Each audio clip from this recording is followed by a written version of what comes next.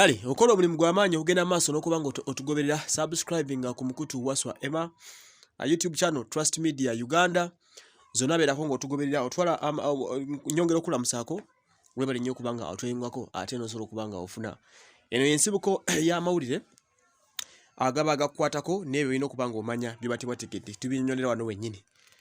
Neebaza mwenna abatwegasseeko ne musubscribing nga mukoze omulimu gw'amaanyi. Biva Organic ku Access Building genda yakujjanjaba endwadde yonna ekuluma abalina sinuses ne allergies tuukayo ofune package eyo ku ssente ntono nnyo ku 075 2 6 24 yitayo mugambe akuwa eddagala.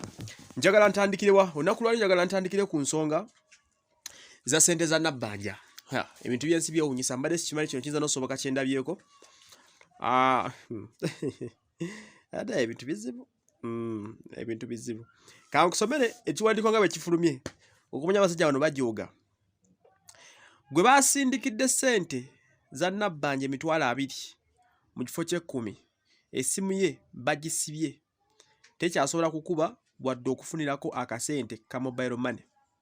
Bamulanga zonna kuzijja ku ssimu eno so nga yandigyeko emitwalo 10 zokka. Okusinziira ku minisita w'amawulire n'okulungamya eggwanga Dr. Chris Baryomunsi abasindisa ensimbi bakikoze mu butanwa nnyini ssimu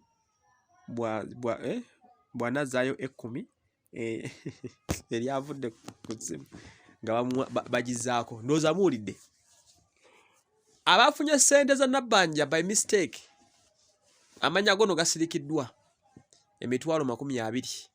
Jjukira gavumenti yagaawo inafuna 10 ono yafunye emitwalo 20 bw'agafuna 2 zonna n'aziggyako.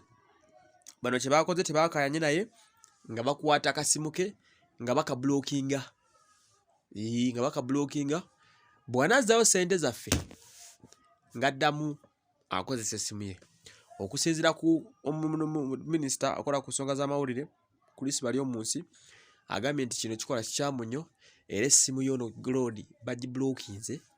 Jjukira twalina okufuna emitwalo 10 mu 12 ezo eziyitamu zez'omusolo ate ekyekkubi ekyawamu nga kye kigenda okukola ku nsonga ezo nga bwe ziri.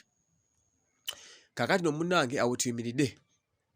Kati so ne abasajja baakuno ababba obwombi bo nga tembasesemyanga ku nsimbi oba ekitegeera naye emitwalo 10 obukumi giti tugambe nti kale ezoono ze zaawabye ennyo bwe manyi ssente meka ezabulidde awo kavuyaawo ze baaliddeko obuli tukakasizaawo nti abantu emitwalo 5 mwatugaba bafunye ssente bonna kuba buli gw'owulira alaajana oba ekitegeera buli gw'owulira toyinza kubeera ng'olina abantu 10 b'owulira nga baneighbours bo nga bafuna ku ssente za Nabbanja tosobola bawulira.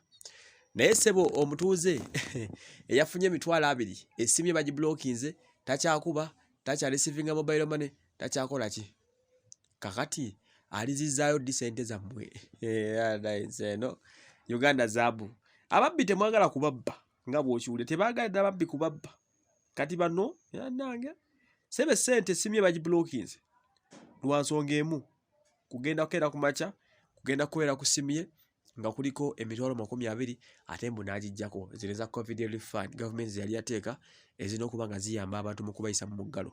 Bw'osente bwe bali obutini ate bwe balootuwa sigamba nti ffenna baabutuwa ate kati ensi eno kale nno byebyo bigenda mu maaso so n'olwekyo essimu eno bagibulookinze ne ku mobile money bagiggyeko ne bamugamba bw'aba tazizaayo ssente za gavumenti tebajja kuzzaako ssimu ye. Nange teesaako wansi naffe otubuulire ekirowoozo kikyolowooza ku bantu bano okubanga essimu y'omusajja baagisibye olw'okuba yafunye emitwalo 2 by mistake oba ekitegete naye ageno nga bajuuga nnyo bannange. Nze Waswa Emmanuel.